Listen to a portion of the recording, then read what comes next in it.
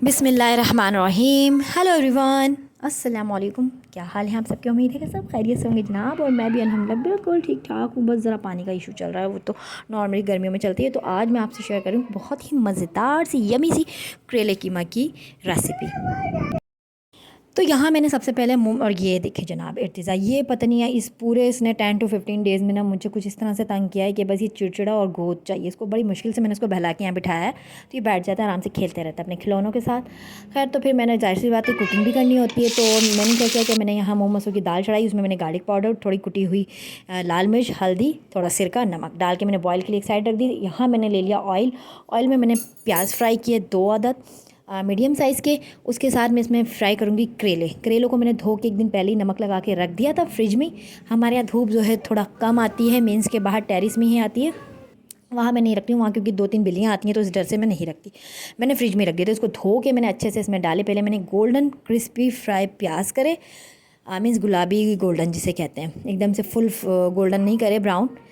तो उसके साथ मैंने क्या किया जी, करेले मैंने डाले। ठीक है, इसको मैंने मीडियम आंच पर ही गोल्डन फ्राई किया, करेलों को भी और प्याज को, और इनको अच्छे से गोल्डन क्रिस्पी फ्राई करके मैं टिश्यू पर निकाल लूँगी, ताकि इसका सारा जो ऑयल है ना वो एक तरफ टिश्यू में जज्ब हो जाए।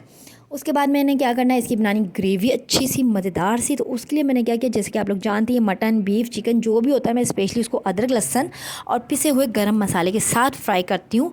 और सिरके में जो है ना सबसे पहले उसको धो लेती हूँ, मीन्स के सिरका 2 ड्रॉप डाल के, कीमा था तो उसको छान लिया छन्नी से धो के। सबका अपना अपना होता है। मुझे थोड़ा सा रहता है बीफ में, मटन में ना छिचांद जिसको कहते हैं देसी लफ्ज़ों में। अच्छा जनाब, कलेजी भी जो है ना सेम मेथड से मैं करती हूँ। बस कलेजी में क्या करती हूँ कि मैं सिरके के साथ मीन्स के कलेजी को धो के सिरका डालकर उसमें 2 लेमन भी ऐड कर देती हूँ और 15 मिनट के लिए छोड़ देती हूँ। फिर पानी रिमूव करके फिर मैं उसको आगे से कुकिंग का जो एक प्रोसीजर होता है वो भी फिर मैं स्टार्ट करती हूँ। तो खैर छोड़िए, कलेजी को साइड करते हैं, सारा बीफ मटन साइड करते हैं। अभी आ जाते हैं अपने करेले सब्ज़ी पर, करेले कीमे की सब्ज़ी पर। तो यहाँ मैंने देखें कितने क्रिस्पी गोल्डन फ्राई करे हैं मैंने। ये जले बिल्कुल नहीं है, ना ये कच्चे हैं। स्लो मीडियम जो फ्लेम होती है ना उस पर कभी भी चीज़ अच्छी गोल्डन क्रिस्पी उठ कर आती है, खिल कर आती है, यूँ कह लेंगे। तो बस यहाँ पे मैं अब इसको टिश्यू में निकाल दूँगी, ताकि इसका जितना भी एक्स्ट्रा ऑयल है ना वो टिश्यू पे जज्ब हो जाए। उसके बाद मैंने क्या करना है, इसमें डालना है कीमा। तो ये देखिए माशाल्लाह माशाल्लाह हमारा कितना प्यारा करेला, और जो है गोल्डन क्रिस्पी प्याज। और यहाँ मैं लौकी दिखा रही थी, लौकी भी मैंने कट करके रख लिया है, क्योंकि मैं आज जो है ना दाल लौकी बना रही हूँ, मूँग मसूर की दाल लौकी।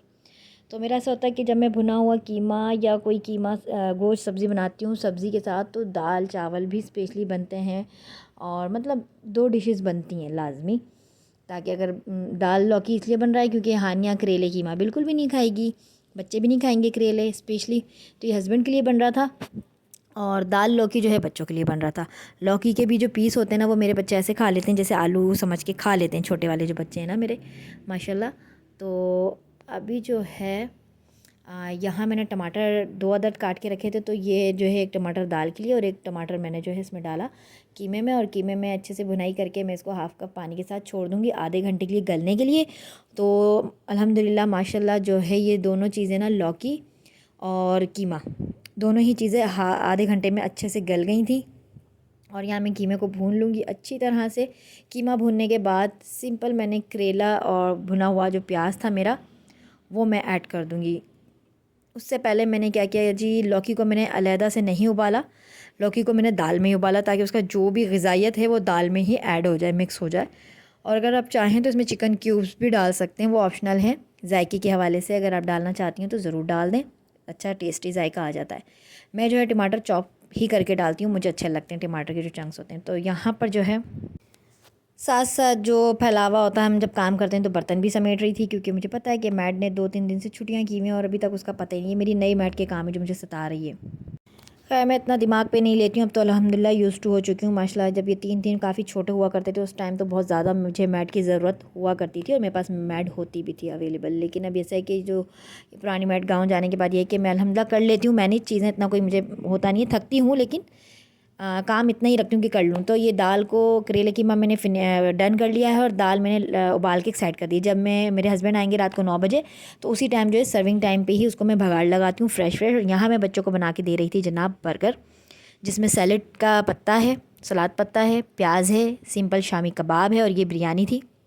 एक पैकेट जो हमने गर्म करके दोपहर में खाई थी, थोड़ी सी बची हुई थी तो वो मैं दिखा रही थी आपको। और यहाँ मैं दिखा रही थी कि मैं बघार जो है ना, जब मेरे हस्बैंड आ जाएंगे ऑफिस से 9 बजे के करीब, तब ताज़ा ताज़ा मैं बघार लगाती हूँ। चावल भी जब ही बॉईल करती हूँ फ्रेश। मैंने मतलब अब आदत ऐसी पड़ गई है घर में, बच्चों को भी और हस्बैंड को भी, कि वो फ्रेश ही बॉयल होते हैं चावल।